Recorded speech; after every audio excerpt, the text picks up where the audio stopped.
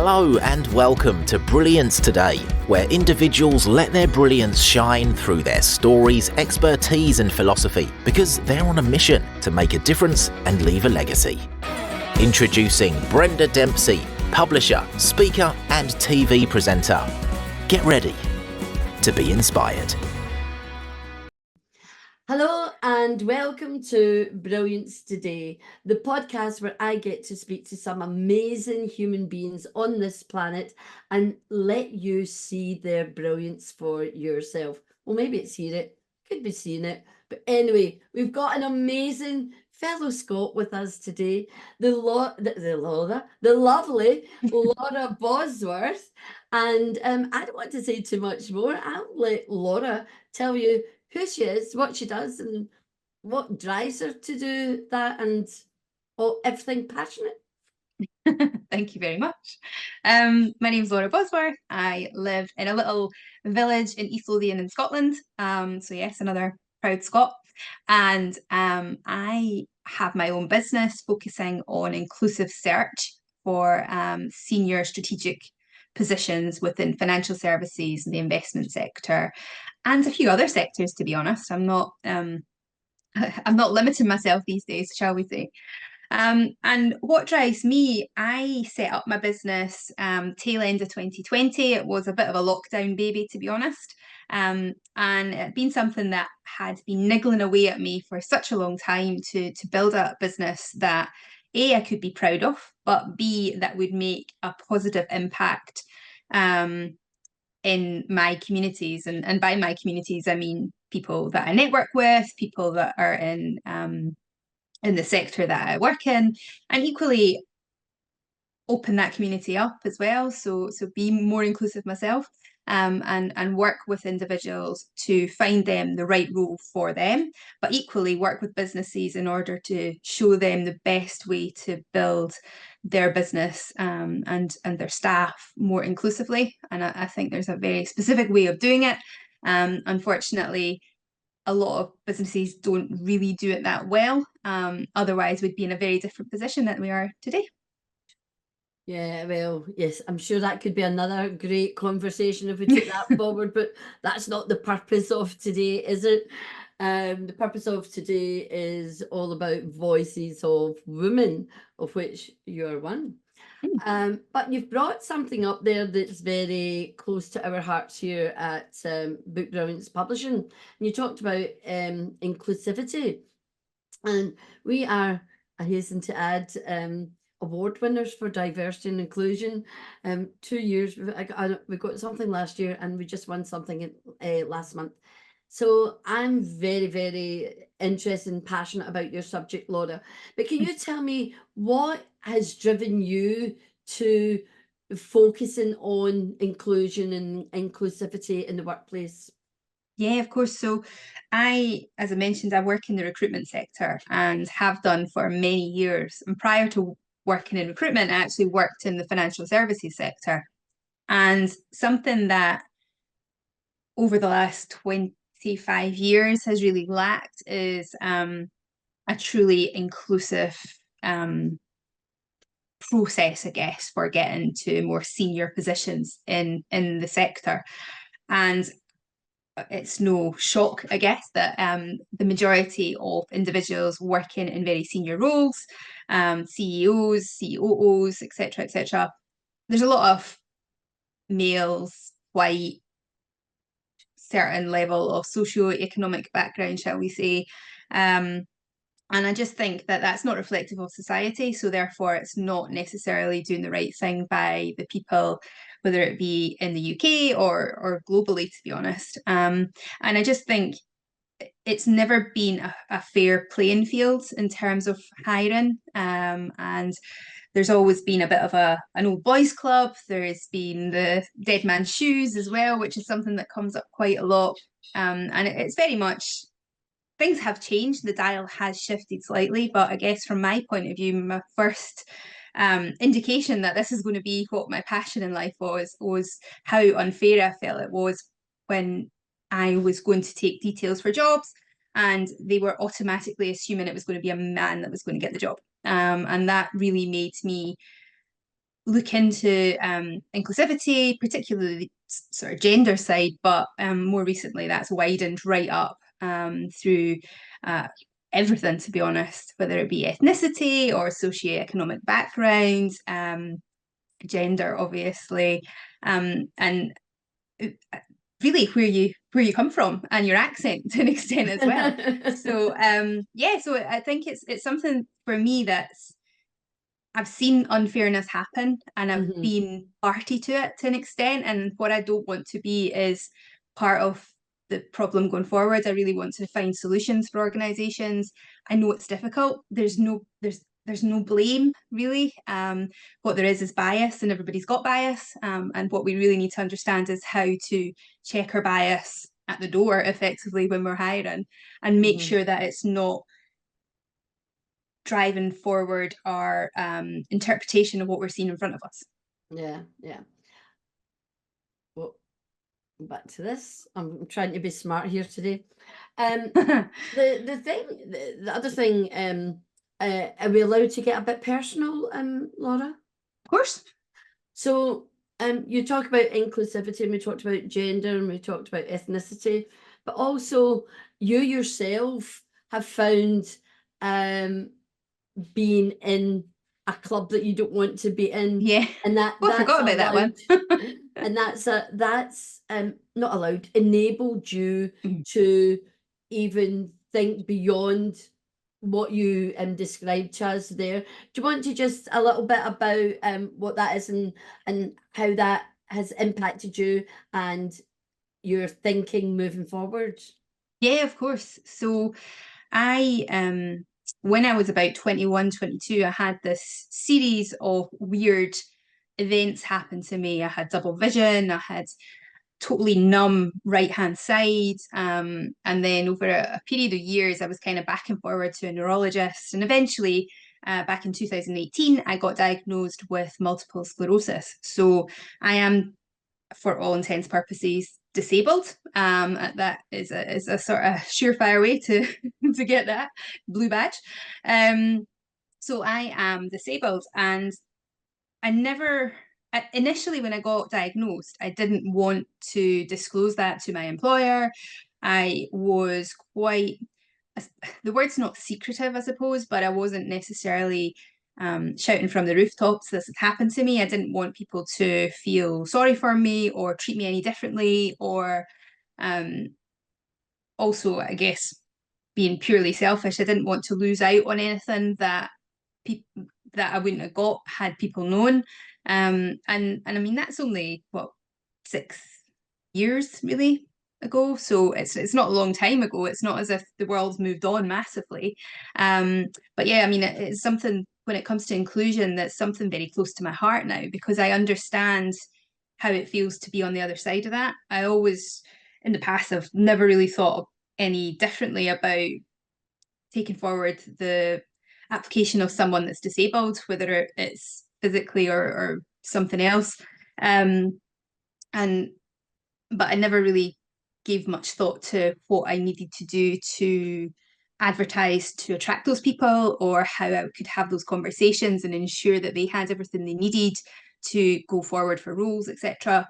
So it's really just opened up a whole different level of understanding, I guess, and empathy with individuals that maybe it's not as obvious that they've got a disability, but they are very aware that it can impact the way in which they work and the way in which they go about their daily life, to be honest. So yeah, it's been a really, obviously it's been quite a journey to go on in terms of my diagnosis. It's not entirely normal, but it's not abnormal for multiple sclerosis to take quite some time to get a diagnosis. But eventually, when I got that diagnosis, it at least gave me an opportunity to understand what the future might hold. But unfortunately, it's not written in stone, because every day's a party, as they say in my brain. But I think it's been quite a tough way to learn about disability, but at the same time, I'm not going to let that stop me doing what I'm doing, but B, it's probably given me that extra little firepower in terms of passion. I think you hit the nail on the head when you said, no, you're now on the other side, and you you have an understanding and empathy of what that's like for the person that's in the minority, because I think that takes a lot of courage, and I think I congratulate you for speaking out about it, and I suppose that's another way of attracting people, because you've said that people don't speak about it, they maybe feel, I don't know, guilty, ashamed, or they might worry that they'll not get asked somewhere, or they'll be marginalized more, and that's what we don't want. That's the opposite of inclusivity. So thank you for sharing that. But anyway, we talked about voice of women. This is what this is all about. And it's about having a voice. Why do you think it's so important for you to have a voice all around inclusivity? And how do you use that voice to share a message? Yeah, I think it's so important to have a voice and use your voice. I know that I'm in quite a privileged position because I get to speak to individuals in various different organizations in various different stages of their life, and I think it's something that using my voice and particularly with the background I have, I can see and I have an opportunity to start to level that playing field and give people advice and use the little pearls of wisdom that I've picked up over the years when it comes to careers and when it comes to climbing, whether it be the corporate ladder or self-development. And what has happened over that time is I've spoken with hundreds and hundreds and hundreds of people over those years and been able to understand the fears, what's holding people back, what pushes people forward, those push and pull factors that individuals have, and almost come to an understanding of what it is to be human, and really driving forward your career. Because obviously your career is not the be all and end all, but whether we like it or not, it's a huge part of our lives. It's how we put food on the table and a roof over our heads, and get our children off to university, etc., etc. So it is such an important part of your life. And what I think is really unfair is we've not got a hierarchy in business effectively that effectively mirrors what society looks like. So I do think there's a huge amount to be done there. But things are moving forward. It's going the right way. It's just unfortunate it's quite glacial at the moment. But I know I'm not alone in working towards those goals. But for me, using my voice to draw attention to that and to show individuals that are really moving that dial faster is really a great opportunity for me, but also equally it's very important to make sure that individuals are able to hear the stories and understand they're not alone. Other people have had challenges, and yeah, it's good. So how do you well, let me ask you a question first. I've got two questions. The first one is, so Voices of Women is about women voices, passion, purpose, and so therefore it's about leadership. So can you describe to us what you believe leadership is as a woman? For me, leadership is taking people on a journey with you, not necessarily directing them or telling them what to do, but helping them to find their way, to find their truth and what they want to do longer term as well, but also helping people to learn from their mistakes. I'm probably in the minority of recruitment consultants that spends more time with people that don't get the job than the people that do. Because I think it's so important to learn from every experience, whether it be positive or negative. But for me, leadership and being a woman, I think I've got an opportunity to use different skills and different knowledge, and particularly when it comes to sort of gender equity, let's be honest, because I see great women that just don't see the greatness in themselves. Yeah. So one of my jobs is really to push people and drive them and find their passion and find that little button that will make them go to the next level effectively, rather than staying in their comfort zone, or as many women do, they try to find all the reasons why they shouldn't do something as opposed to why they should. So and it's a very common thing, but it's something I'm learning over the years is entirely solvable. There's a problem there, but it can be solved. Yeah, absolutely. And I love that. And I love how you describe leadership. It's, it's not telling people what to do. It is, it's about bringing that greatness out of them. It's about giving them that confidence, making them self-aware. It's like the voices of women, bringing all the women together for this anthology. It's exactly, for me, it's what you've described, it's showing people that there's more. Even if they've got good self-belief, there's always more. And when you're around other people who are similar, you can see, oh, I want to be a wee bit more like that. You start to look at yourself in a positive light and look at positive criticism. But what I wanted to ask you, so now we've established you're a woman, you're a leader, you're in a minority. And I'm ticking lots of boxes. more than one ways. You're in a club you don't want to be in. But equally, so how do you use all your skills and your knowledge and your expertise to create and influence change from looking at, if you present candidates, it's usually men.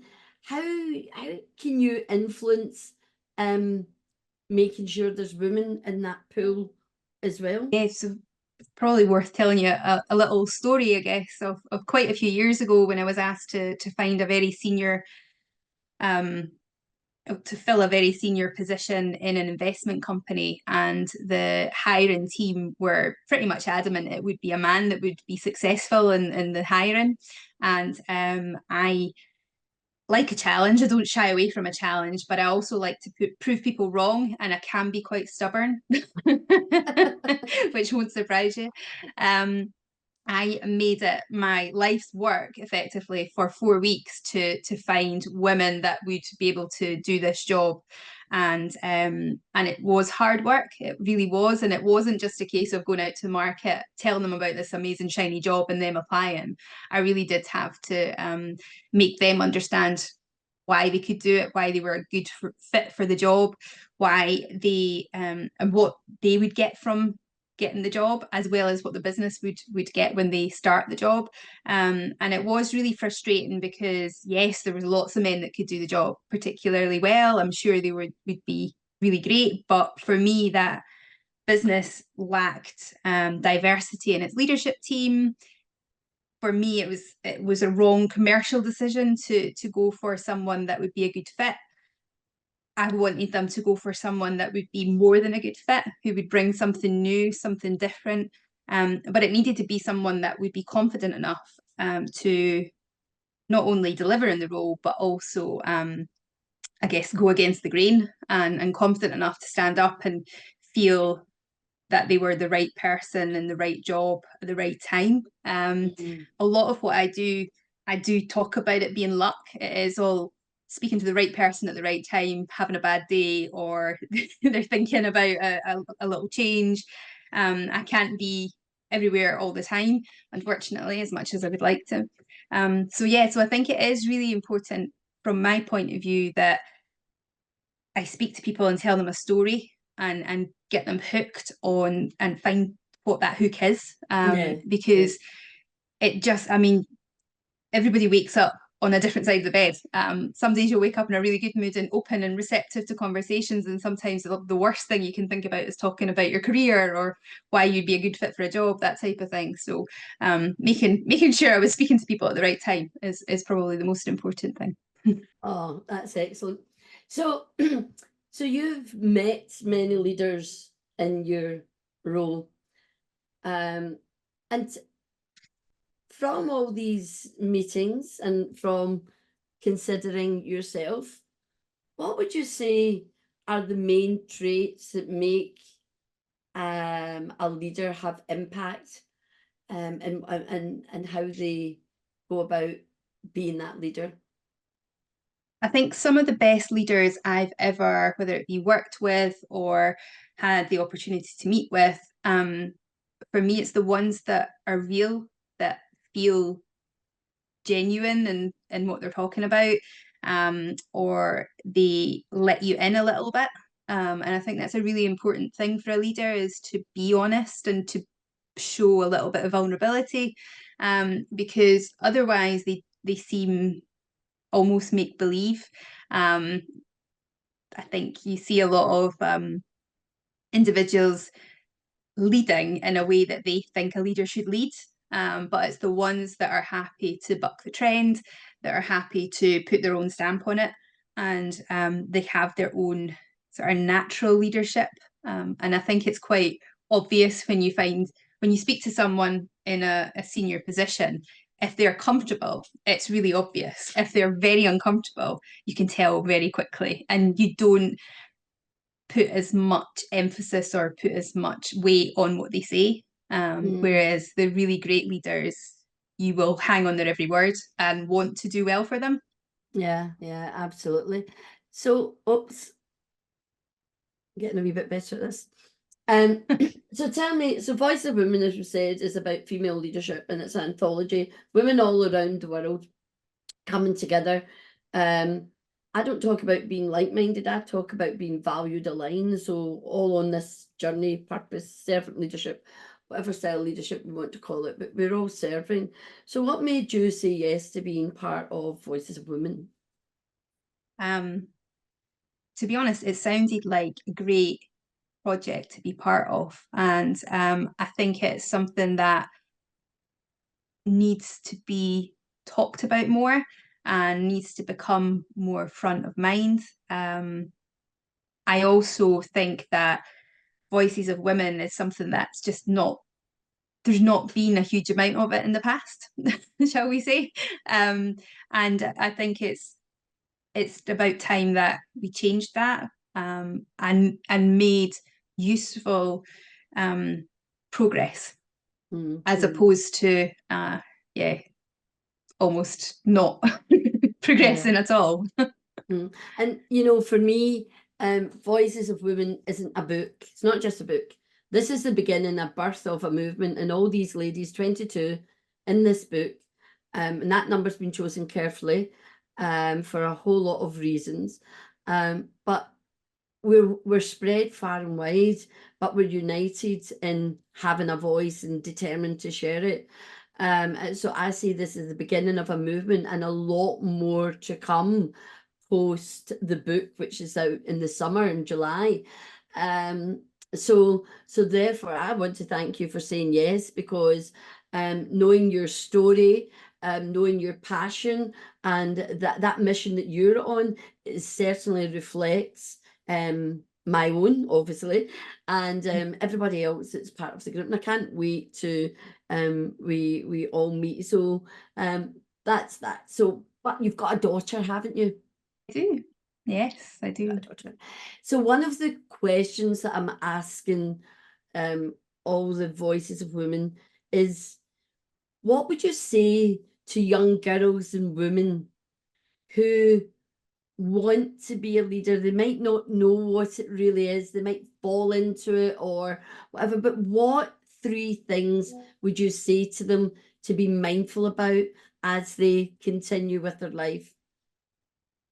I think it's really important that we are able to pass on wisdom, but not in a way that feels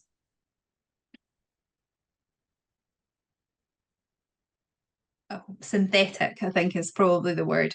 I think as far as my daughter's concerned, she's a lot like me. She's very headstrong. She's quite stubborn. She knows her own mind. Even if she's wrong, she'll never admit it. But I think for her, I've always asked her to be honest with herself. I think honesty is such an important thing. Obviously, as a mum, it's really nice if she's honest with me, but I think it's more important that she's honest with herself and how she's feeling about things. Because if you're happy in your own skin, you're going to be in a position to lead much better. She's recently been made captain of her football team, Ooh. which is fantastic for her. And at first she'd never really thought much of it, but she has such an important part to play when they've got games on. They're now playing competitive football, so there's a lot of emotions running high, and she's the one that needs to make sure that the team are working together as a team, not letting their emotions get the better of them, and making sure that she's able to keep everyone together and sort of facing the right way.